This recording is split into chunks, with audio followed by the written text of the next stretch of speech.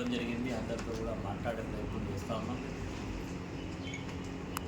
ఈ యొక్క 25 సంవత్సరాలు పార్టీ ఆ రోజు పెట్టినప్పుడేమో తెలంగాణ రాష్ట్ర సాధన ప్రధాన లక్ష్యంతో ఆనాడు పార్టీ పెట్టడం, తెలంగాణ సాధించుకోవడం, తర్వాత ప్రజల యొక్క ఆమోదంతో, ప్రజల యొక్క ఆశీర్వాదంతో రెండు పర్యాయాలు రాష్ట్రాన్ని ముఖ్యమంత్రిగా చేయడం, ఇప్పుడు ప్రతిపక్ష స్థానంలో పార్టీ ఉండడం, ఇవన్నీ కూడా ప్రజాస్వామ్య భాగంగా ఇవన్నీ జరిగినాయి.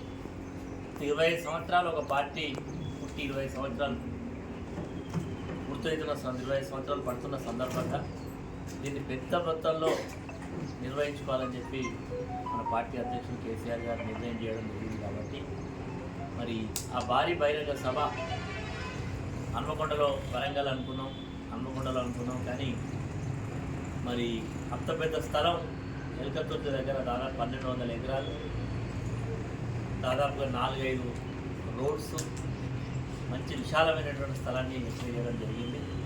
కాబట్టి ఆ సభకు సంబంధించి ఇంతకుముందే మన మిత్రుడు జనార్దన్ గారు చెప్పినట్టుగా టౌన్ నుంచి దాదాపు 3 నుంచి 3500 మందిని మనం తరలించాలి. కనీసం వార్డుకు 100 సభ్యుల చొప్పునతో పాటు సింగరేణి కార్మికులు ఉన్నారు. కొన్ని మర్జర్ అంటే గతంలో గ్రామ పంచాయతీలు ఉన్నాయి, ఈరోజు విలీనమైనటువంటి పుల్లూరు రామపల్లి కానీ, దేశాలపల్లి కానీ, జంగేడు కానీ, కాసింపల్లి కానీ ఇవన్నీ కూడా ఉన్నాయి. కాబట్టి అందరం కూడా పెద్ద సంఖ్యలో తరలిపోవడానికి మీ అందరి యొక్క సూచనలు, సలహాలు కూడా తీసుకోవడానికి ఇవ్వడం జరిగింది.